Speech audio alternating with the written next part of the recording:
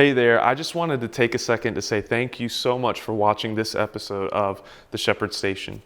If you feel this has added some value to your life, it would mean so much to us if you would share this episode with someone else. It helps us so much when you do that. It would go a long way in supporting our mission to help men become better fathers, husbands, and leaders. Also, if you're watching on YouTube, hit the subscribe button and give us a like. If you're listening to us through Spotify or Apple Podcasts or anywhere else you listen to podcasts, follow us, leave us a review, and let us know how we're doing. We want to hear from you. All right, that's all I've got. Now, let's get back to the episode. Good morning, everybody. Welcome to the Shepherd Station. We're coming at you from the Stockyard at 24 East Church Street, Headland, Alabama.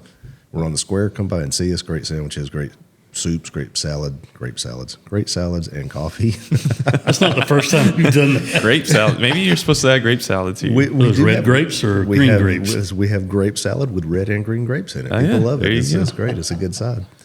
And they're great, too. And they're great. Absolutely. Everybody, I just jacked up that intro, but we're going to roll with it. That's good stuff. Yeah, Good stuff. That's great. We're going to have one of our reels one day. We're going to have nothing but bloopers. So we'll have a whole lot of bloopers. Yeah. Anyway, with me today is Andy Hughes and Thomas Brown. As always, we're really happy to bring this to you today. You're going to have to listen to us today. We don't have anybody to interview, but we got a really good topic Andy came up with, and I think it's real important. And Andy, it's all you, man. You know, when I was thinking about the topic that we could address for today, because we didn't have a guest, we got some guests lined up for the next several weeks, and but I kept thinking about a topic, and I kept praying about it, kept pondering about it, and this is the one thing that I couldn't get off my mind that we have not addressed yet, and that are we fit as men to serve? Are we fit? Now we talk about being fit. It could be physically fit, be mentally fit, emotionally fit, and most importantly, spiritually fit. But today, I think we need to let's concentrate on the physically fit part. Okay. Are we physically fit to serve? Are we physically fit to serve ourselves, our families, our communities?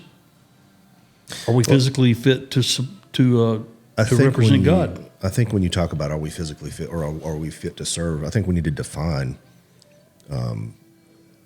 what it means to serve. Who are we serving? You know, obviously we need to be serving God Himself and ministering to people about Jesus.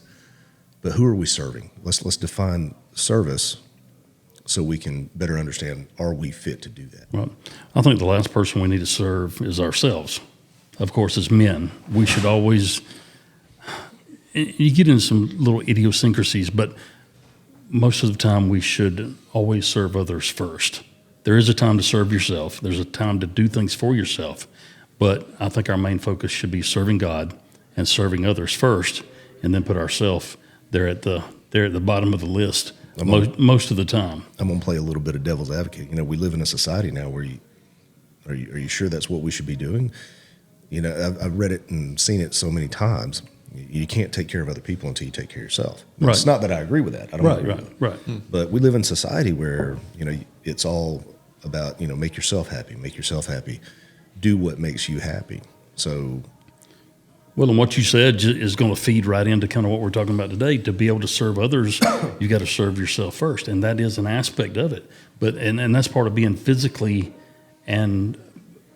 fit and being physically prepared. Also, you know, 40% of the people in this country are classified as obese. Okay, that's what I was like. Are we talking about? We're talking about fitness. Just 40%. Fitness. Yeah, that's hard to believe. Of course, that's men and women. You know, but 40% of everybody in the United States is classified as obese. Okay, 40%. Now, to be fair, don't get me wrong. We're not fat shaming anybody. But do you know the other, like, in comparison? Yeah. Like, do you know what that comparison is to other countries? No, I don't. But you know, I want to know that. To be fair about that, also, I'm classified as obese with my height, weight. Really, I mean, your height and weight, but for my height and weight, I'm 6'3", you know, 265, 270 is, you know, I stay right in there somewhere. I'm classified as obese, which I think some of those standards, not just saying it because it's me, but I was about to say, I don't some know of those that. height weight standards that are, you know, that American Medical Association or whoever comes up with, they don't take into account for, you know, how much muscle weighs and physical fitness and stuff like that. Do you know what 5'10"? I'm 5'10", 215. I weighed last night. You trying to squeeze an inch in on me? Trying to squeeze. Yeah. I'm 5'10". You know, we'll measure. So at 5'10", 215, that's the same thing. And I, during one of the wellness visits for, your insurance and everything, the lady looked at me and I just left the gym. Dude, I had just left the gym. It was a chest day. I felt good about myself. You had a pump? I had a pump going. And she sits there and she does also, well, you're going to be obese. I'm like, excuse me? What? She just I looked looked at at her, you. I said, pardon me? She said, well, I see that you got muscle, but based on the Your height weight guidelines ratio and all that stuff that they said, we're going to have to run the tapes on you because you're going to be classified as obese. Right. And my whole thing was, if my insurance goes up because you're classifying me as obese, but you know what my weight should be at 5'10" per their guidelines? Yeah, probably about 150. 155, 160. Do you know what I would look like at 160? Oh my gosh. Like you just escaped Auschwitz. Exactly. Yeah, seriously. I'd look really, really sick. Yeah. Yeah. Yeah. Wow. That's crazy. Because I'm 5'10". How much do you weigh? I weigh Come on, put it out 220. I think last time I weighed myself, I was 220.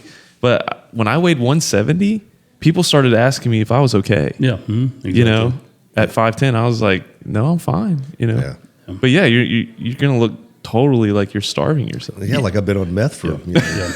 I'll tell you 3 what. weeks. In law enforcement, there's one thing that I've learned over the years too: is never underestimate your opponent. I've seen some skinny guys, I've seen some women, and whenever you got a hold of them, they were very, very strong.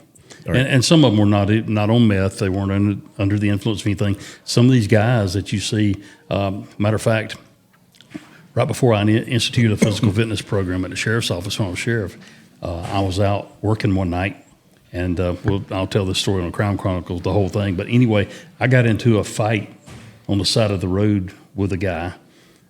He was 20 years younger than I was. He was a good bit smaller than I was, but he cut trees for a living every day. I'm talking about like a tree surgeon, not somebody out with a log skidder, hauling trees and that kind of thing. A physically demanding job. A very physically demanding job. And I tell you what, it was a handful for me to handle this guy, especially trying not to really, hurt the guy.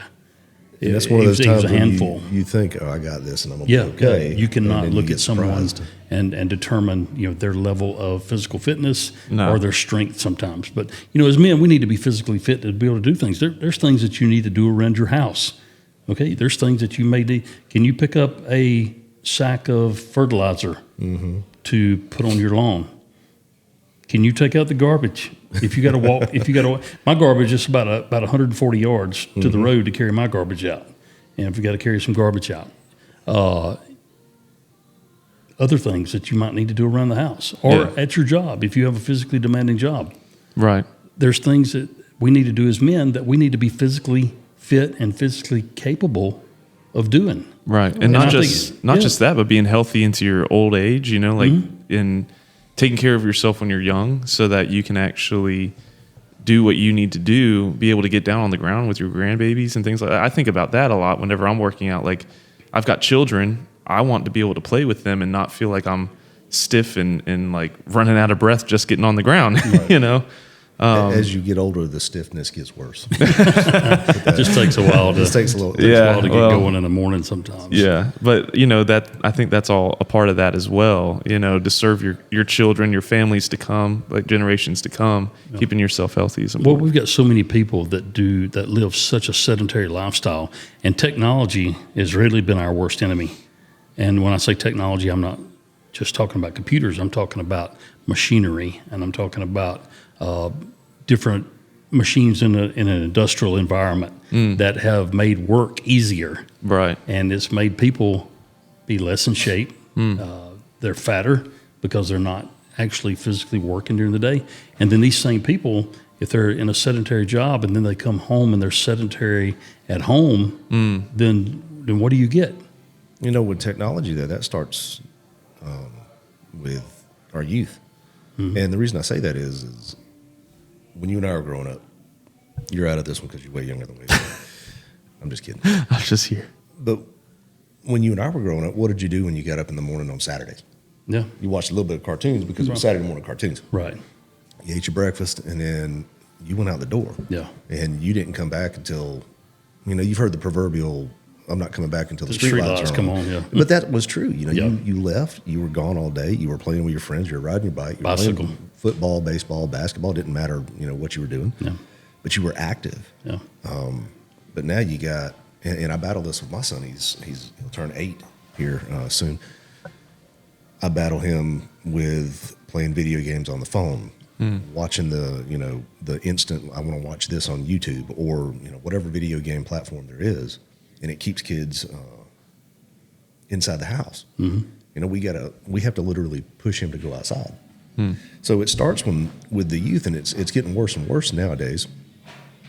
Because I don't see kids, you used to ride around and you would see kids riding on their bike all over the place, kicking the ball around, Walking in groups. yeah, whatever. You don't see that anymore. Yeah. Well, for a long time, I rode my bicycle to school back when we had neighborhood schools before all these great ideas come up, all these educators to make all these changes in education. But we had neighborhood schools, and I either rode my bike or I walked to school. Uphill in the snow? Both ways. Barefoot at that. all right. Barefoot, man. We didn't have a whole lot of snow down here, but it was that was physical activity, and the thing about it is, I don't know about PE in schools now, but I mean in PE class, we actually had to change. You had to have a pair of shorts, and you'd get a 0 for that day if you didn't have a pair of shorts and a shirt to change into. Yeah. And you either had to run a mile on the track, or you had to you're doing push-ups, you're doing something, playing basketball. You were required to act. Yeah. So I'll give my perspective growing up, because you guys were older than me, and we had to do all those things too. We had to change in the locker room and stuff like that, which we're in Southern Alabama, so they're still going to hold to some of those ideals, I think, versus moving up north. But even now, like, it's totally different probably than that in some areas. You don't probably anyway. But we didn't have to run track. I don't think we got out. We would change and everything, go to PE, and then we would do like these just exercises, I guess, like sit-ups. Your normal calisthenics kind of stuff. Not like. Yeah. Real. I mean, we had to run a mile, I think, for like physical fit, like the what was it? The president's physical fitness. Yeah, physical fitness award, thing, or you had to do pull-ups, Yeah. And I remember going back to what we were talking about just a second ago. You'd think that these kids that had, that were big, they were going to do all these pull-ups, but usually it was the scrawny, these kids you wouldn't think hard of to pull up all that weight. And usually they were the ones that were like the farmers and stuff, like the ones that their family worked. Put them outside and they were workers, throwing hay but you bales would never around. you'd never know it looking at them, but they would get up there and they just do everything like it was nothing. Yeah. And you're sitting over here like, all right, what am I doing with my life? Rethink my life choices. Yeah, exactly. As a man, though, we got to think, do you have the strength and the physical ability to perform certain tasks? Could you rescue your wife or your children? That's a good question. If they were trapped in a vehicle, what? Trapped in a burning house? I've thought about a lot. You always see those people like on TV that fall off a cliff and they're hanging there and they pull themselves up and they just get back up, Yeah. That's really hard to do. That's tough. That's actually really, really hard to do. When you weigh 265, 270. Like, I didn't realize, in every single adventure movie or combat or whatever, you always see somebody do something like that. Yeah. And there was one time I had to do something similar to that. And I was like, you know what? I'd probably die. I probably wouldn't make it. I'd fall off the cliff. Adrenaline can fuel a lot of stuff. That's true. That's true. It can. Yeah. What you watch in the movies is not necessarily what it would be like. That's true. That's true. Yeah. You don't have a lift pushing you up. Make it look easy. Yeah. But, could you rescue your wife or your child? Right. Do you have the physical ability to defend your family against an aggressor? Do you have the ability to defend yourself against an aggressor? Yeah. And that not only speaks of strength or endurance, but it also skill. Also, do you have skills? There's a lot of people, and in law enforcement these days, we're seeing a lot of people that fighting has been so discouraged in schools now. And it's always a zero tolerance policy. You know, they tell kids today you can't even defend yourself. If you defend yourself, you're just as guilty as the aggressor, and both of you are going to be suspended. You know, no matter who started the fight or who threw the first lick or whatever the case may be. But we used to have fights at recess. Okay, Yeah, you had. I mean, you had fights at recess. Andy you had is a fights at- proponent for.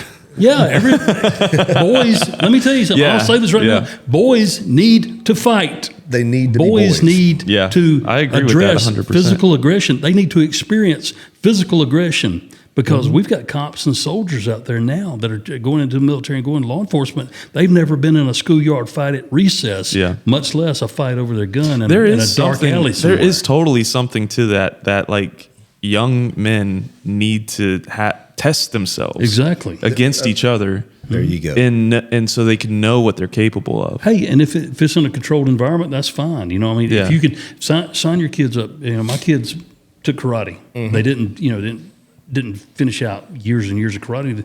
They did other things, but Yeah. they did take karate. They were involved in a physical sport. Yeah. Get involved in some type of karate, jujitsu, taekwondo, MMA stuff, something. With your kids, they need to experience that physical aggression. Excuse me, I got my tongue tied there. They need to experience physical aggression because that is the real world. Yeah. That is what's going on out here. And the first time they get punched in the nose doesn't need to be when their life is actually on the line. You need to experience that beforehand. You need to know what it feels like. Yeah. What was it that Mike Tyson said? All right, so Everybody's got a plan till they get punched in the nose. face. Yeah. Oh yeah, yeah. So, but there's truth in that statement because what he's talking about is 100% accurate. I'm not promoting, violence, going out and being a bully. I'm not promoting that at all. But men in today's society, they're getting weak. I mean, they are.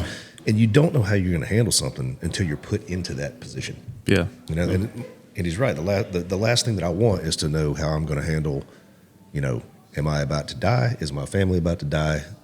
I don't want to be testing that at that point. Yeah. I want to test it prior to that. Yeah, And as right. men, we need to do that. As little boys, they need to do that. They need to know their limitations. They need to know, all right, this is how I can deal with What this am I situation. capable What of? am I capable Yeah. of? And it's, maybe it sounds, like a lot of machismo, but, sometimes you just got to sit there and test yourself. As a man, you've got to Yeah. know that you're capable to do that stuff. Yeah.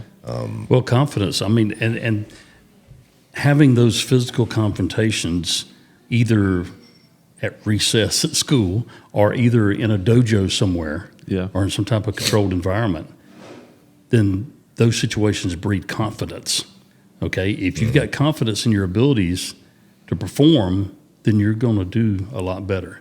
And the thing about it is a lot of people equate violence with anger.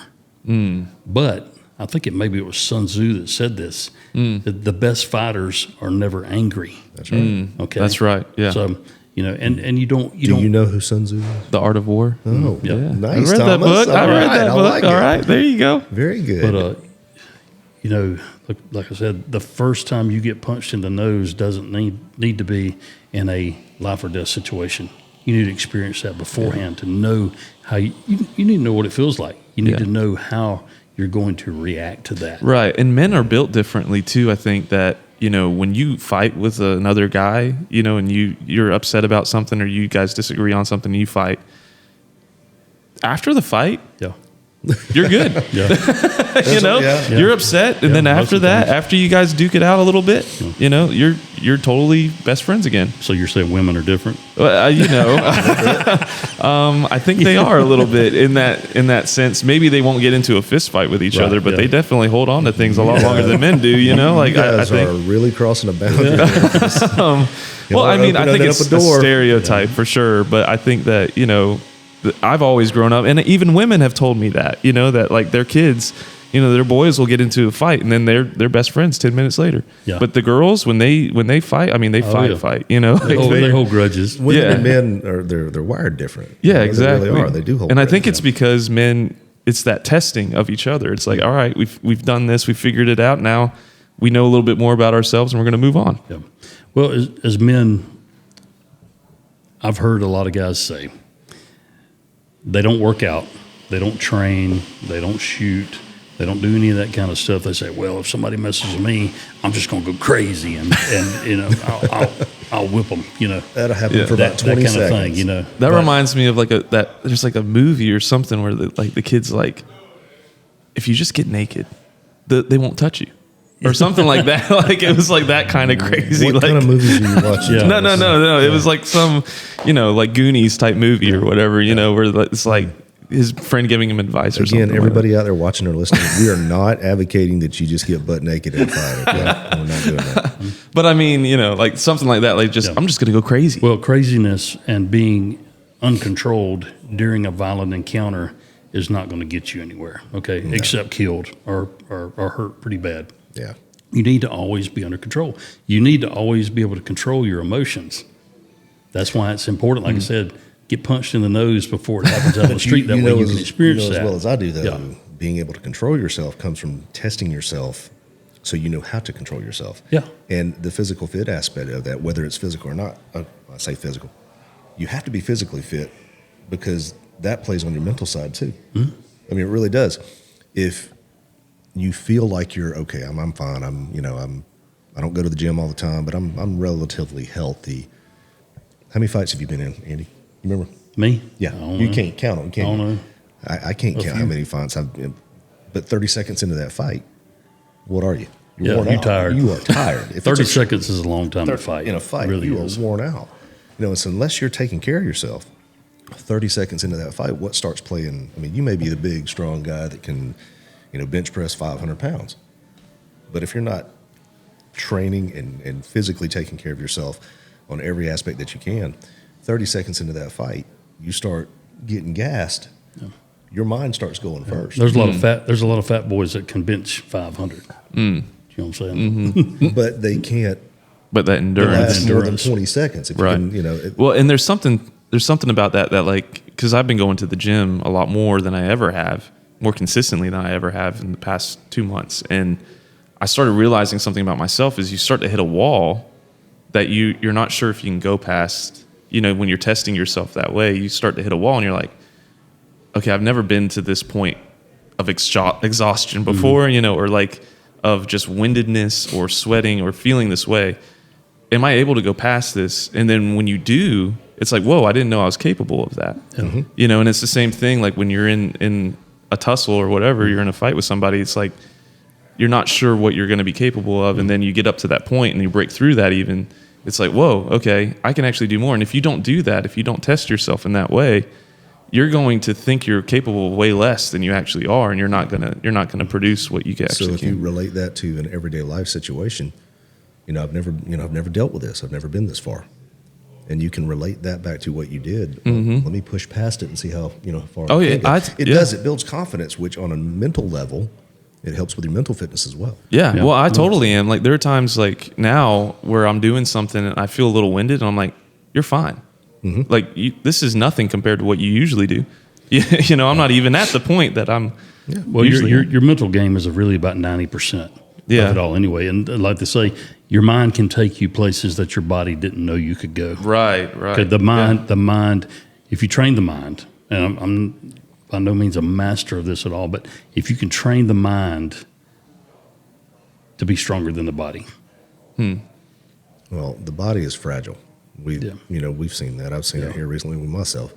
The body's fragile, but it's a lot tougher than we think it is. And listen, I've had many failures in my life, and looking back on them, if I'd have just sat there and said, if I'd have been a little tougher mentally, I would have made it through that. And I can see where I would have. Yeah, your body can withstand way much more than you Your think it mind can. will Right. give up way quicker than It's your like body when you will. the point you think you're dying, You're you not can dying. go beyond that. That's right. I had somebody tell me at the gym yesterday. They said, "Don't worry, you'll pass out before you die." Yeah. I was like, "Oh, okay, good to know. Great to know, man." You'll get a little rest. Yeah, it's like, But you'll be all right. I know Eric is familiar with Pat McNamara, and I don't know if you are or not, Thomas. But Pat, a lot of people just call him Pat Mac. But Pat McNamara, he's a former Army Delta guy, and he's retired. I think Pat's 59. I follow him on social media. He's got several different little things he does. He does this thing once a week. It's like this is was it regular dude stuff or is it basic dude dude stuff? stuff. Basic and he does okay. all this stuff. You know, he's like so and so is basic dude stuff. You know, and that Oh, kind of thing. okay. Changing Pretty a cool. tire. Yeah, Basic dude stuff. Yeah. Oh, okay. You need to check him out. The anyway, basics Thomas. of being a guy. Yeah. You know, But- have you watched his stuff with the? I think he calls it his driveway gym. Oh yeah, as well. Yeah, Yeah. his driveway gym. He's 59, but guy's in great shape. He's actually even had some type of I don't remember what it's called, but some type of autoimmune disease, and it really got him down physically. And he talks about it. He talks about how he's had to mentally just say screw it. I'm working out anyway. It's more about discipline than it is about motivation. You know, you can lose motivation, but if you discipline yourself to do something, you know, that's you good. say, at this time every single day, I'm going to do this. I'm going to Yeah. do some kind of physical fitness. Right. And no matter what you're doing at that point and every day, then you say, okay, today, now it's time for my workout. But he's got a driveway gym. He's got a whole lot of different things. A lot of the stuff he does is really applicable to older guys too. Oh, okay. Because Well, it's functional muscle. It's functional too. fitness. Yeah, functional fitness. You know, but really need to check him out. But Pat says there's 4 reasons to exercise. Number 1 is self-preservation and longevity. You're going to that's live good. longer. You're Yeah. you're healthier. You're going to live longer. Yeah. Number 2, the ability to save your own life. That's definitely Yeah, like what I was talking about, falling off the cliff and you Yeah, can pull there you yourself go. up. Goes back to self-preservation too. Yeah, yeah. That's another reason. The third reason, and like he says, even more importantly, is the ability to save someone else's life. Right. Think about it, especially if it's one of our family members, one of our loved ones. But I mean, do you guys think? I mean, I know how I feel about this way. I'm sure Eric feels this way. A lot of civilians may not feel this way, and even being retired law enforcement, am I compelled to jump in and save somebody else's life in a situation? Our oath never Oh expires. yeah, I mean, I don't feel like your oath So, ever expires. I mean, I'm going to react. Right. I'm going into a situation. But like Pat says, you know, I want to expound on that. Go ahead. But I want you to get number 4 first. Yeah. And then I want to expound and go back to that. number 3, the ability to save someone else's life. Number 4, the ability to kick somebody's butt if you have to. That's what he says. That's not Yeah. exactly how he says it on his Yeah. on his thing, but anyway, the ability to kick somebody's butt if you have to. If Yes. somebody pushes you to that point, if you have to defend yourself or somebody else. I also have a thought about that. It's kind of like if you look fit, that's repulsive in a sense to people, right? Like, I Well, think somebody's going to size you up and say, "Can I take this guy?" Is repulsive the right term? Well, I don't know. That's probably not the right term. That's a Intimidating. There you go. That's the Well, word. Yeah, that's that's what I'm actually thinking. in law enforcement. I mean, that's what we would call that's the lowest level of force. Yeah, Is there you is go. your appearance, your Yeah. actual presence. Okay.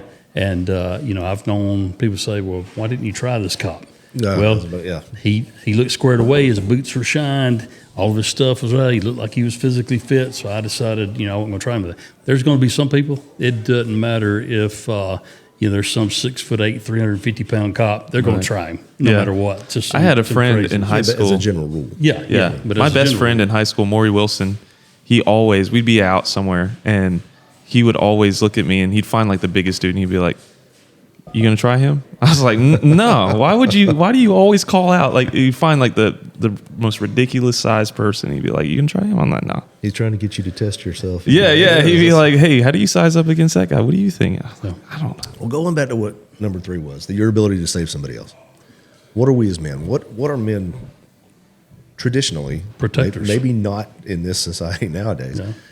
but traditionally, especially in the biblical sense, as what a man's role is. What are we? We're providers. We're protectors. Is that correct? Yeah. Yeah, absolutely. Yeah. And in order to do that, nowadays we have it. Well, I've got to carry a gun, and I am a firm believer that if you are a husband, a father, or just a man in general, even I'm not saying women should not. I think everybody should exercise their Second Amendment right, carry a firearm. We live in an unstable society where you need to be able to defend yourself, but in carrying that firearm, what comes with that? Responsibility. Huge amount of responsibility. I don't know that I could live with myself. I'll use an example here. We're sitting on the square in Headland, and we're looking out the front window. You guys can't see it, but we're looking out the front window, and you got this beautiful picture of the square down in Headland. There's events out here all the time. Harvest Day, all the different Under the Oaks, you name it, car shows. They're always having events out here, and the square will get packed. You know this. You've probably been at some of them. You know this. You could insert that scenario anywhere, and something happens. Some guy pulls a gun, or some guy grabs a hold of his wife and just starts, wailing on this. Whatever the case is, I don't know that I could stand by. I couldn't live with myself if I just stood by and didn't do anything. So having said that, I think that as men, we're talking about being fit to serve in every aspect, kind of getting away from the physical fit part of that, but it will play into it. If I have in the back of my mind, all right, I take care of myself, I train, I shoot regularly, I train my tactics, because I still do that even though I'm not as active as I used to be. I know that I'm capable to deal with that scenario if it happens. So we're looking at, all right, am I fit to do that? Men need to ask this question, man. You're going to step out in society where all this is taking place and you're not ready, willing, and able to defend your life, your family's life, or the life of somebody you don't even know? Right. I question that. Yeah. Strongly. Yeah, that's kind of in my whole characteristics of what a man should be as a protector. But you've got to be physically fit, and you've got to be mentally prepared to do that. Yeah, that's true. So what does it take to be mentally prepared, mentally fit? Well, if you're going to be in a dangerous situation, and this applies to law enforcement, military, hugely, but to just to everyday life, though, are you mentally prepared to die? Okay? You're kind of bound into the spiritual side of things. Well, exactly. That's where I'm headed to. That's where I'm headed to right now, because Natural. it's like y'all have heard me say this before. I don't want to die, but I ain't scared to neither. Okay? Yeah. Because I know where I'm going. Yeah. John Lovell, former Army Ranger. I heard John say he was over in Afghanistan fighting, and he said, "Hey, I'm over here in a fight with the Taliban. If I die, I win because I go to heaven. If I live, I win because I go back home to my family. Right. Either right. way, I win." But he was sure of his salvation, and if we can be sure of our salvation and what will happen to us the second that we draw our last breath, I think it makes it a lot easier to be mentally prepared to make that decision to go into any battle as a man. It does. And that is the crux of it all. I feel like all of it. Like, why do you need to be physically fit? Well, if God calls you into something you're not prepared for, Right. physically, you don't know where God's going to call you. No. And now he will qualify you for whatever you're about to do. Right. He doesn't call the qualified, he qualifies the called, right? Right. But in that, if it's like, if God's like, hey, you're going to go, I don't know, just something that's physically taxing. You're going to do something physically taxing. It'd be better to just be ready to do that than it would to say, all right, I got to spend 6 months in the gym getting ready for this, or I think even there's a reason that even fasting, people are now like pushing that as a health thing, that like intermittent fasting thing, Yeah. where it was just normal in the Bible. Right, It was yeah. what they did. Yeah. I'm going to give The Spartans did the same thing. I'm going to give a Yeah, nod yeah. to my sister. My sister's a dietitian. She's been a pharmaceutical rep for a long time. You just mentioned intermittent fasting. Yeah. If we got her on here, she would blast She wouldn't you. like that, She huh? would blast you big time. Yeah. Hey, Emily, how are you? Hey, Emily is a great supporter of the show. Yeah, Emily is a great supporter of the and show. I would love Thank to you very hear much. that. I mean, maybe there's something to that. She man. actually does have a lot of really good nutritional tips. I don't think intermittent fasting maybe is something you should do all the time. No, But no. I think it does have its place. I've done it before and I lost some weight and Right. How'd you added feel? some muscle and that kind of stuff. I you felt feel fine. At the time I was doing it, I wasn't eating breakfast till say 10 o'clock in the morning. Yeah. Somewhere along in there, and that was after I worked out. But too, in even the more mornings. so, fasting, I think historically has been more mental than it is supposed to be about the physical. It's getting rid of something. It's disciplining your mind so that you can do the hard things. That's the hardest thing we probably would ever have to do, which is deny ourselves of something that is a need. Right. Well, in society today, everybody's used to working working an hour, taking a break, working another couple hours, take an hour lunch break and go to the local buffet and that kind of thing, and fill your gut up and everything, and then go back to work a couple hours, take another break, and then you're off work, and then you're going to go home and you're going to sit on your butt and all. But back in time, people, they may have eaten in the morning, Right. but then they worked. They worked throughout the day, okay, and then they ate some supper at night. One of the worst things that we Didn't waste a whole lot of time as eating society, and snacking. one of the worst things in society over here, and I say, well, man, is the all you can eat buffet. That is, dude, I have watched people. Scourge. Some guys want to pull up a chair, and they sit up there like they're at a grazing trough. Well, it's something that has always bothered me. I've been guilty. Something that's always bothered me in the church system is these pastors that are morbidly obese, that you could tell look like they're about to have a heart attack any minute. Yeah. But they're standing up there preaching hellfire and brimstone and completely Isn't gluttony a sin? completely just skipping over gluttony. Yeah. Let's talk about all the other things that don't pertain to my own have to change. Right. And it's like that's a huge part of being a servant of God is being good stewards of our bodies. Well, 1 Corinthians, it says, your body is a temple of the Holy Spirit that resides in you. It says, glorify God in your body. And going back to being physically fit, physical fitness should never be about vanity. Now, I'm not saying anything bad about bodybuilders, okay, and people that do bodybuilding and compete in bodybuilding shows, that kind of thing. That was just never my thing. I just want to be strong. He wanted to lift houses. I wanted to be bigger and stronger. Eric has some stories about working out with Andy. was my thing, But physical fitness should never be about vanity. It should be about functionality. Why did we have to work out at 2:00 in the morning? By the way, because it didn't have a work yet in that day. I didn't get one in that day, so Hey, the only time. What are you doing? I'm on the highway. What you need? Let's go to the gym. It's 2:00 in the morning, Andy. Yeah. I'm sorry, Sergeant. So, but our bodies are a temple. God, we're created in His image, and I think He expects us to take care of our bodies and to be physically fit. What's the most basic form of physical fitness? Running. Walking. Walking. Okay. What does a kid do? Walk, they run. play with their little toys and stuff like that, but they crawl and then they walk. There are people out there with infirmities that can't walk, but most of us, can you walk? Right. Okay. Do you walk? A lot of Do you people walk to the mailbox and back? Do you walk? I've seen some people. I see people out here, and I'm not talking about some 88-year-old grandmother or something, really, but I've seen people out here that it's 50 yards from their house to their mailbox, and they're riding a golf cart to the mailbox and back. Okay, that's just lazy. I'm just going to say that's just you're just lazy. Sorry, if you don't have a physical infirmity and you got to ride a golf cart to the mailbox to pick up your mail, then now if you got a long driveway, I get it. It's even better if you got a long driveway. Run then, run. It's even better to take a jog. Walk. Walk out, but get out and do something. Right. And you can do something, whether it's 5, 10, 15 minutes a day. People say they don't have time.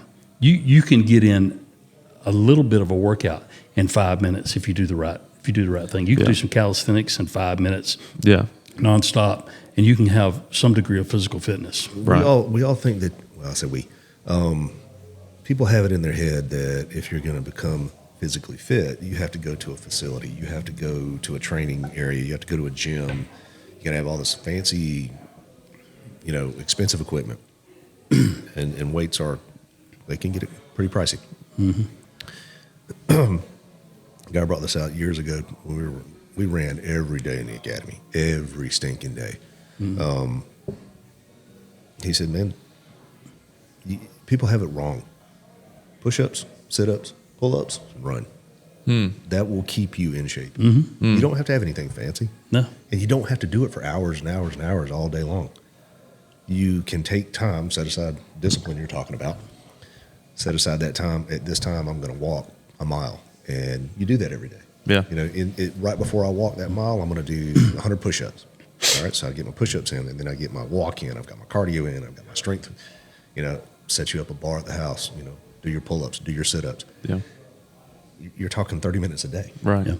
Set yourself a goal. A lot of times, if I'm not going to work out that day, or if I'm, in a hotel room somewhere or whatever, I'll set a goal. Say, I'm going to do 500 body weight squats today. Yeah. Okay?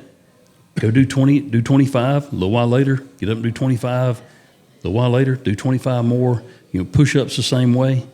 Set you a goal. It doesn't matter if it's 100 or 200 By the end or of the 300 day, or 500. 400 push-ups. Yeah, exactly. Just say, this is my goal today.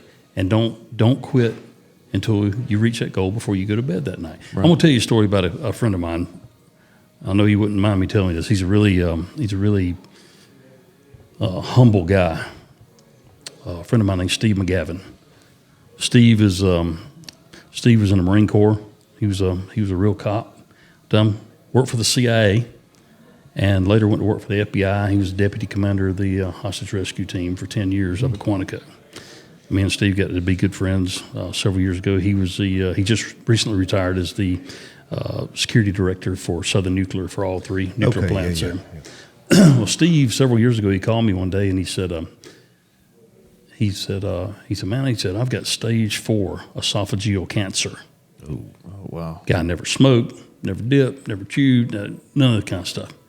Well, when he's in the Marine Corps and everybody sees these commercials, he was at Camp Lejeune when this toxic water, at Camp Lejeune. He said, I'd gotten a letter. He said, but I didn't think much of it. Got to where he couldn't swallow one day.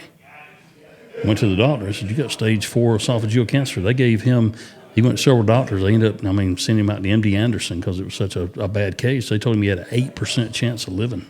Wow. So he goes to MD Anderson out there, and I believe I got this correct, but they did 6 weeks of radiation. They sent him home for like 6 weeks. They sent him back to do 6 weeks of chemo, and then sent him home for 6 weeks. And after that was over with, they went back and did a surgery. They split him all the way up his back. They went in from the back. Gosh. And, went up the back and took out his esophagus, basically, and everything, and moved his stomach up and all. But Steve, he had just finished his chemo, 6 weeks of chemo, and he still had the chemo port in him. Wow. He ran 6 miles on his 66th birthday Wow. with a chemo port still in him. Holy cow. And this guy, Steve's 70, he just turned 73 back in October. But he only had an 8% chance of living. Yeah. Wow. He just turned 73 back in October. He's retired from Southern Nuclear now. But he just retired the first this year. But dude is a physical stud. Yeah, that's incredible. 5 a.m. in the mornings, he still works out. He started playing golf. And I was kidding with him. I was like, hey, he'd never played golf before, and I've never played golf either. But I said, listen, don't get soft, playing golf. And he said, no. He said, I walk the golf course. I carry my clubs, and I walk the whole course. And that's after he gets up and works out at 5 a.m. in the morning, though. He's 73 years old. But he has developed, he's developed the discipline and a habit of physical fitness throughout his life that is carried over into his 70s. And I guarantee you, this guy, if you saw him, you would never think he was a day over about maybe 55, 60 years old. Wow. Maybe. And I talked to one of the guys up at HRT one day, and he was there when McGavin was there, and he said, Steve McGavin's one of those guys, we're not going to beat him at anything. You know what I'm saying? Yeah. But Probably what he said about cancer. You're not going to beat me. Yeah. Just what a testament. That is, man. That's but if amazing. he didn't have that level of fitness, they told him that. If he didn't have that level of fitness, Mm-hmm. that level of discipline and drive. Right. Well, that level, probably wouldn't his level of fitness directly contributed to his recovery. Right. Yeah. That From 8% stage 4. statistic is probably about the average person that wouldn't do that kind of stuff. Oh, yeah. But you put it on that kind of person, it's probably a lot higher. It's like you have an 80% chance of living if you act that way, or something like Yeah. that. And that goes back, and of course, he didn't have any symptoms, until a certain time. And then by the time he went, he had stage 4 cancer. But another thing is, as far as our physicality as a man, you need to go have regular checkups. When I turned 40, I started having a regular checkup every single year. I'd go to the doctor, draw my blood work, check me out, do the EKG, all that kind of stuff and everything. Also, once a year, I go see my urologist, which is somewhat uncomfortable. Yeah, it is. But I would encourage every man to go do it. Go do it. Being physically fit and working out is only one part of the equation. The other part of the equation is taking the responsibility for looking after your health, what you eat, what medicines you take. Try not to take any medicine. I don't like to take medicine. Right, If I can avoid it, Going back can. to my sister with the whole pharmaceutical thing. Yeah. She is a pharmaceutical rep, and I'm not trying to get her in trouble with it. She'll tell you right now, man, the meds that people are taking out Yeah, there, it's crazy. it's ridiculous. They're causing more problems than. Well, look at if you'll pay attention to the advertising on your television, it'll tell you who's got the most money. Yeah. How many? About every other commercial you see is a pharmaceutical commercial. If you got this, talk to your doctor about this. Take this. Of course, it's going to cause these side Yeah. effects. Side Now you're going to have to effects. take this over here. Yeah. Just Side it's effects. a chain reaction. Could be death. Yeah, exactly. But it's part of taking care of ourselves. I would encourage every man to go get, especially at a certain age. If you got some risk factors, you need to go before that. But like I said, at 40, I started going every single year, getting my blood work drawn, getting everything checked out and all. And it just and going to the urologist. You get your prostate checked. Like I said, it's uncomfortable. But prostate cancer is like one of the most curable forms of cancer. Is it? Yeah, I didn't know that. Interesting if they detect fact it early. about prostate Wow. cancer. The doctor I go to, we stay on top of all that stuff too. But he'll tell you, every man will get prostate cancer At some if point he in their lives life. long enough. Right, yeah. Really? That's exactly what he says. That every man will get prostate cancer if he lives long enough at some point in his life. Right. Andy's right though. My grandfather got prostate cancer, cured it like that. Yeah. So It's what is incredibly the- curable. It's easily cured Every man will get it. if he lives long enough. What is the Factor. cause? Yeah. I don't know, just We're all doing the same thing, apparently. Part of it is keeping your prostate healthy. And there's all this Science. See your urologist about that. Okay, Yeah. got it. Yes. don't take Eric's advice. Yeah, don't take See my a advice. doctor. See a doctor. We are not doctors. We do not. We do not advocate. Disclaimer. that. We're not doctors. I think let's go to what this all says, though. What you're saying, the body is the temple. You got to take care of the temple. The temple needs to be able to serve. When you are taking care of yourself, you're being physically fit. You're taking the time to discipline not only your mind but your body. Are we not glorifying God through that? Yes. I mean, can we not look at it that way? He gave us these bodies. We were created in His image, and I think He expects us to take care of our bodies. I mean, I know that I painted mine and kind of, colored it a little bit. I do like to take care of myself and, try to stay Yeah. in shape. Well, and I think there's Different a topic for a different day, folks. Yeah, okay. Go ahead. I was just gonna say, I think this is probably gonna get some pushback, but I do think that's a different thing. To me, you're not harming your body to where you can't perform, the things that God has called you to do. So I understand, but even in that scripture, I want to, but I don't know if I want to do this or not. I Go know, ahead. I don't want No, there's something to that go there, but you might have met him too. I think he was out there when you were out there when we were working at Sear. I ran into this, and we're really getting off into a different tunnel here. He worked with us. He was an evangelist, but he was also ex-military, and he kind of worked out there as a contractor. Well, not kind of, but he worked out there as a contractor. We're on the range one day, and I had just gotten a new tattoo, part of this one done. He said, "Man, I like that. That's cool. Look at mine." And he pulls his shirt up, as far as the shoulder. He's got this big, and it was a religious tattoo as well. And I said, "Wait a minute, aren't you a preacher?" He said, "What's that matter?" At the time, I'm like, I really don't know how to respond to that. Yeah. I was like, preachers didn't get tattoos. I wasn't living the way I was supposed to. He looked at me and said, "And I really don't know if I want to do this because I've battled with this many times. But this, I'm just telling you what the guy said." yeah, Okay. this is just a statement. And the guy says, "Son, Jesus was tattooed." And I stepped back and I was like, I'm waiting for the lightning to hit. I mean, are you being sacrilegious here? You're a Christian, preacher. He said, "No." And I don't have you probably have it. It's in Revelations. Yeah, so Jesus was tattooed. That's not necessarily true, but Jesus will be On his thigh. on his thigh. Yeah. And see, that's what he said. He said, when he comes back in all his glory, he's wearing a banner that says King of Kings, and written on his thigh is Lord of Lords. He said, Right. Jesus is tattooed. I went, Well, ooh, yeah.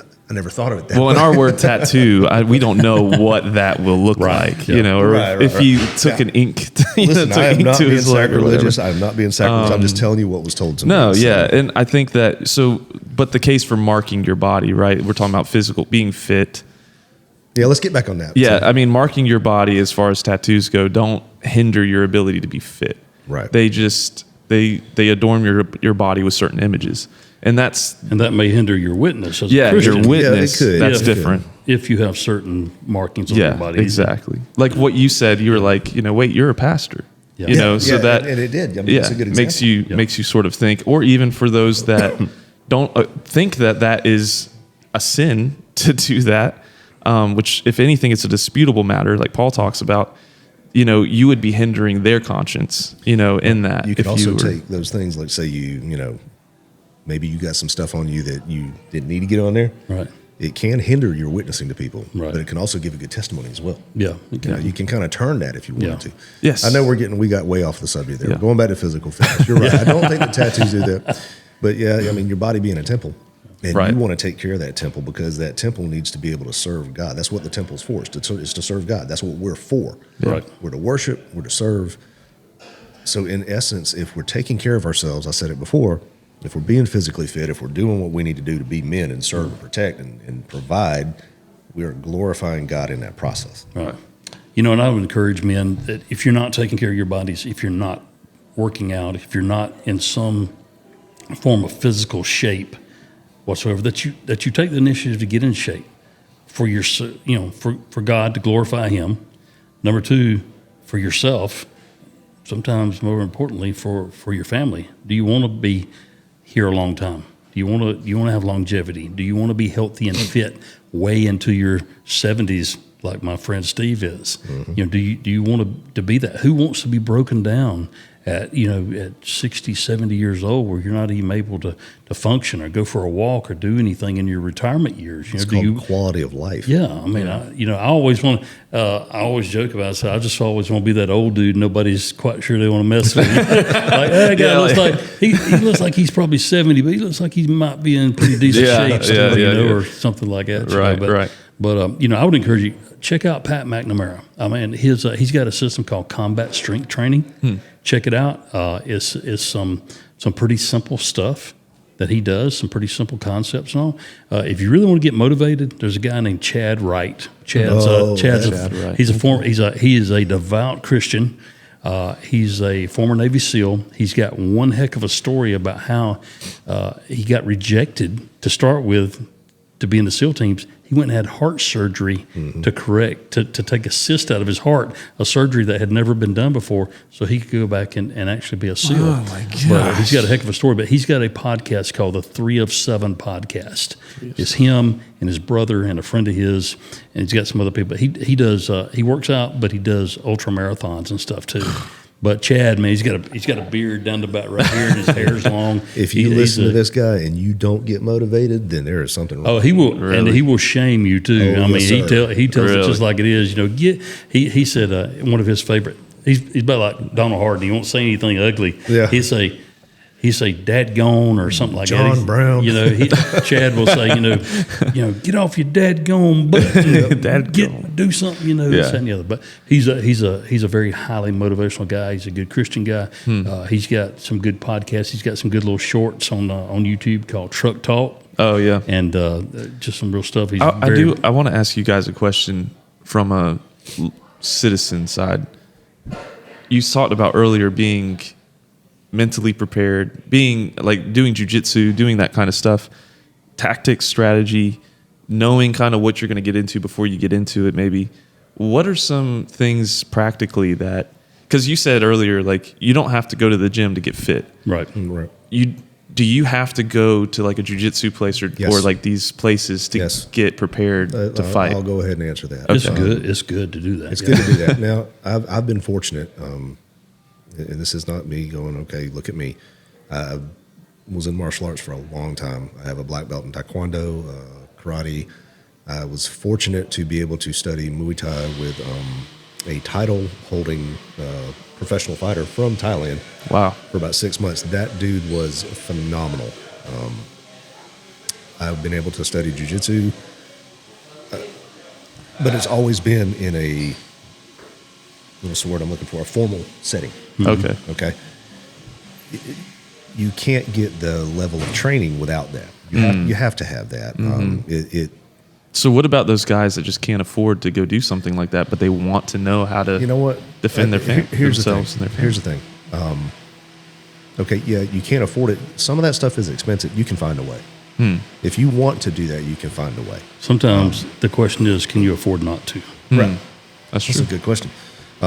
Like, okay, with the Muay Thai guy that I was talking about, this guy held 2 titles. I mean, he was American, but he was stationed over in Thailand for about 10 years, and he was the only guy that was sorry, I'm having a little word issue here. The only guy that was American that was accepted into that traditional Muay Thai school. Oh, wow. And in that, there were certain things he had to do. He was disciplined enough to do all that and became one of them. This dude was phenomenal. He held 2 titles in Thailand as an American. That's kind of, Yeah. that speaks for itself. Yeah. Those Muay Thai guys from Thailand, it's a different level than what you see over here. These guys are like little pieces of iron that just beat each other to death. Now, Muay Thai, is that the all elbows and knees stuff? Yeah. Okay. But I didn't know where I was going. Anyway, I was fortunate enough to meet this guy, and through some of the stuff that we were doing, I was doing, we kind of interchanged. Yeah, I'll train you, and yeah, I'll do this. There's ways you can do it. Right. If you've got a skill set, you could probably trade somebody. Yeah, there you go. Don't let money be a factor of, and I know it's hard to say that, but if you want to do it, you can do it. Yeah. And these people will. Like I've traded people in corporate settings yeah.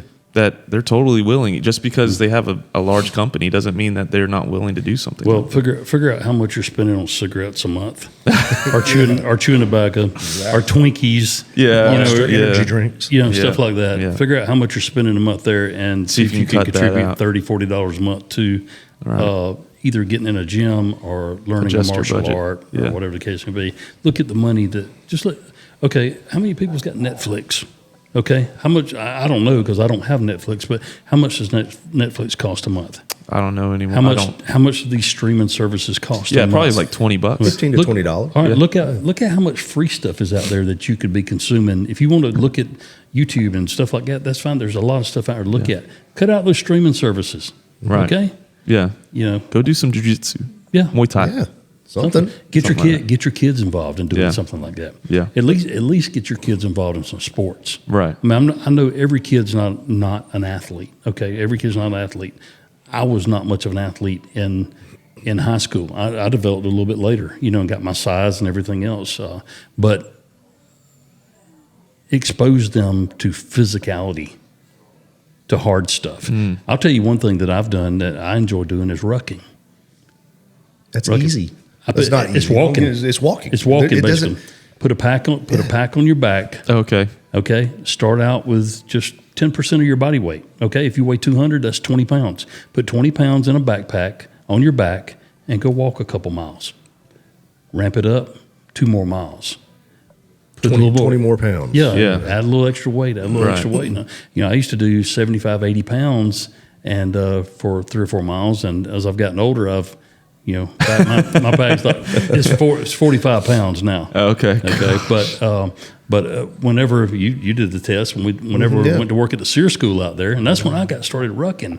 Actually, is before I went to work at SEER school, part of the test to go to work out there was you had to do a 3-mile ruck with a 40-pound pack in 45 minutes or less. So I never forget when I did mine. This dude was in his 60s, and he was one of the Vietnam era special forces guys. Oh, man. He was in his 60s. He beat everybody. Oh, Yeah, I bet. Yeah. He beat everybody. yeah, there was an SF guy there when I did mine, and whenever I was about halfway to the turnaround point, and he was going, already he was halfway back, Smiling as he passes you. I mean, he was really running, but you don't have to run, you don't Yeah. want. But well, you can go. just You can go walk. like hike if you've got to do something like say like you've got lots of kids or something and you can't just up and leave them for a certain amount of time to go. It's a great thing to do with your kids. Take your kids and go hiking. Okay, think about what Andy's saying. Going back to what we're talking about today. Andy's talking about walking. rucking with a 45-pound pack. That's pretty average. You got a bunch of kids. Put your kids on your back. Well, it's not even that. Let's say that you're going hiking with your kids. You're up in the hills. Yeah. Something happens. Somebody gets hurt. Oh, yeah. Now who's got to take care? You got to carry that kid. You got to carry that kid. And you're going to carry that kid. I mean, I promise you, you're going to carry that kid. Yeah. If you're a father and That's you're going your- to take care of that's your your kid, job. you're going to carry that kid. But if there. you're in good physical condition, it makes it that much easier. That's right. There you go. Yep. Absolutely. You've already carried that 45-pound rucksack. You know, you're setting yourself up for success. Physical fitness sets you up for success in anything that you're involved in. That's right. Anything. Yeah. Use it from the standpoint that you and I've been. All right, so we'll talk about a tactical operation. Erica says I talk about that too much, but that's what I relate things to. Yeah. Because in a tactical operation, you're dealing with something that's super high stress. Okay. Let's see if you remember this. Years ago, it was Applebee's. There was supposedly a robbery, and the guys put the employees in the walk-in freezer. Right. Turned out it wasn't quite that way. Yeah. So as we get there, the ERT, or the emergency response team, gets put in place. And that's a small element that if something really goes bad, they can breach, make entry, and hopefully save the day. Probably going to be ugly, but it's just But they're what gonna do what they that's gotta do. You know, while the rest of the team is getting Putting in together a place, plan. putting together a plan. Gotcha. doing These are the assault. guys that are just brute force. Just get it taken For the care most of. part, have to. yeah. Yeah. I got you. So on ERT, your gun's up a good portion of the time. You're waiting for that, and that's taxing, man. And it may be 90 degrees and you're wearing 40 pounds of tactical gear. Yeah, that doesn't breathe. You know? So, you know, your physical fitness level, that's why when you go test for all these teams, you have to be at a certain level, because not only does that allow you to perform the functions or that you have to do, but it helps you mentally. Okay. So I got another question then. This might open up a can of worms that you guys don't want to get into. But, Open it. you know, I've seen so many cops. And me and my buddies, we've always talked about it. How is I know where that he's going with person Chase somebody down. gonna right? chase somebody down? How is that person going to do what is They're not. necessary? Well, what are the regulations? Like, is there not any kind of like? That's departmental. It depends on the department. Really? Depends on the department, you know. Well, it's also state too. Well, the state after you go to the academy, the state has But that's my point. qual. Not every state's like that. Because Yeah, the no, military, no. you got to do Yearly. Yeah, like a Well, whenever PTO, right? Whenever I was sheriff, I come up with a PT test. PT. Yeah, for everybody. And we did the PT test twice a year, and you never knew when it was coming. There you go. That was the thing about it is, you know, a lot of times the Army, they do one maybe twice a year. They say, okay, in April and October, I know I got my PT test. So a month out, it's like, oh, better start running, you know, so I can. Well, make either sure I way, can fit that's my better time. than Yeah. people just getting But we did it out of twice a shape. year, and you never knew when it was coming. You might call the shift lieutenant and say, you have these 8 deputies at Westgate Park Monday morning at 8 o'clock for their PT test. Okay, that encouraged everybody to be physically fit year round. You know, provided a weight room for them, provided time during their shift to work out, provided some stuff out at the farm center that we had sandbags. They had a little more, some higher level stuff out there, you know, that was Basically, CrossFit, strongman, powerlifting kind of stuff. There's no excuse for anybody. There's to not. there's no excuse whatsoever. And even I had a guy that I sent to the Cooper Institute out in Dallas, Texas, which is the gold standard for fitness. Sent a guy out there and said, "Hey, we got somebody here that will help you put together a physical fitness plan Wow. and a diet." Who was that? Wow. Mike Stacy. Oh yeah. Yeah. Okay. Sent him out to the Cooper Institute to do that. And he did. Yeah, yeah. So we had somebody there that there was no excuse for you not to be in some sort of physical condition. Yeah. Now, you see some law enforcement agencies, man, they just, you know, they don't have any requirements. Your smaller agencies are not going to be able to do that as much because it's a manpower and staffing Yeah. issue. Oh, Your okay. larger agencies, 9 times out of 10, they're going to have that because they do understand that, you know, the need for the physical fitness aspect. I think on a state level, though, and if anybody's listening with APOST, I think maybe you guys need to implement this. I think that to be able to hold on to your certificate yearly, I think you should have to pass a PT test. Yeah. I do. Yeah, I mean, you know, it's crazy to me. Well, and like you said, smaller departments, and I guess this would be like a smaller type of department. But like back in the day, you know, when we were in high school, we'd go to the mall a lot. You see these security officers that were just, I mean, completely obese. You know, like you could tell if they needed to run after me, I would get away, and I'm not even fast.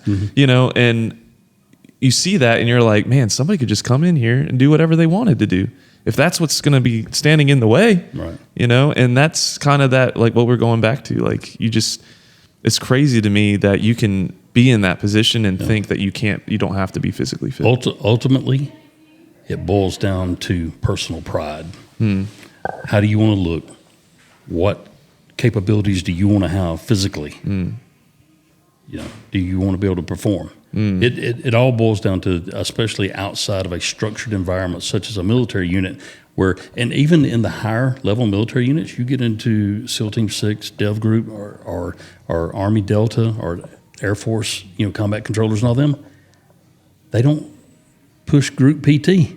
If you want to stay there, then you got to do it on your own. You got to be self-disciplined to maintain your level of physical fitness that it takes to stay in a high-level unit.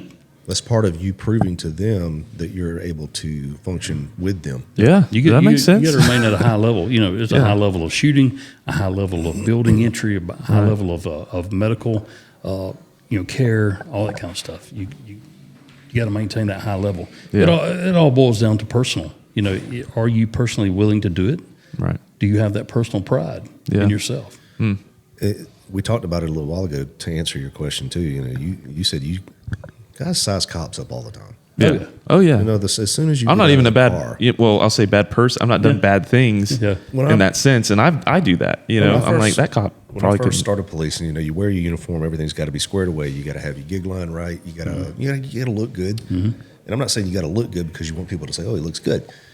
You want people to have that image that you know what you're doing. Yeah. You know, and I used to look at guys, and we had all these different pins that you get if you went through this training or this training or this training, and especially once you know, when we've completed SWAT schools and stuff like that, you get your SWAT pins and all that.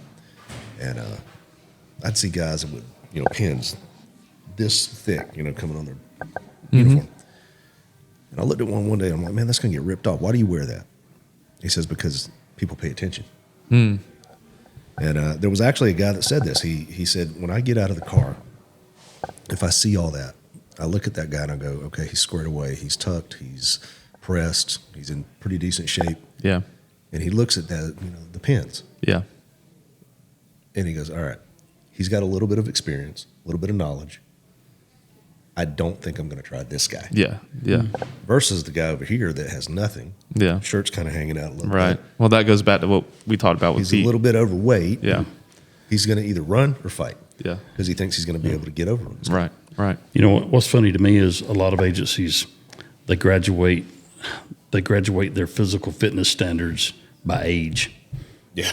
You know, you got to graduate. Hey, Whenever the last fight you were in, did they sit there and ask that's how what old I you were? said. You know, we whenever I did that at the sheriff's office, we come up with something that was not physically impossible for everybody to do. I wasn't asking anybody to be to a Navy SEAL PT standard. Okay, I'm asking Jump you in to that be. pool. I'm just asking you to be in some sort of physical condition so that you can get out here and do your job, or you can defend one of your partners or the general public, a victim out here. So we set standards and said, okay, this is it.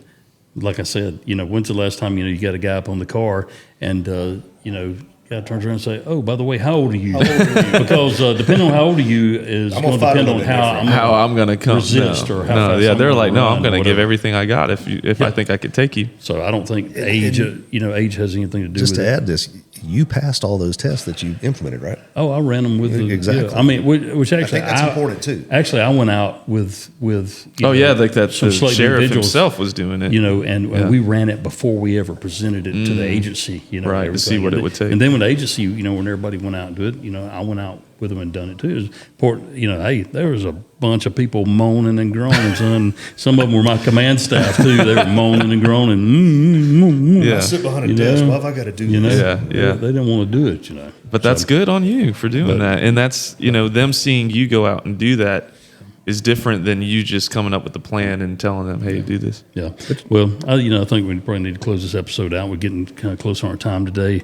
But main thing we do, make sure that you are physically fit to serve your God, to serve your family, to serve yourself, to serve a complete stranger if you run up on a situation where a completely stranger needs help. And I'm gonna close this out with a little quote here from a guy named Mark Ripito. If you've never listened to him before, Yeah. he was a big powerlifting Yep. coach.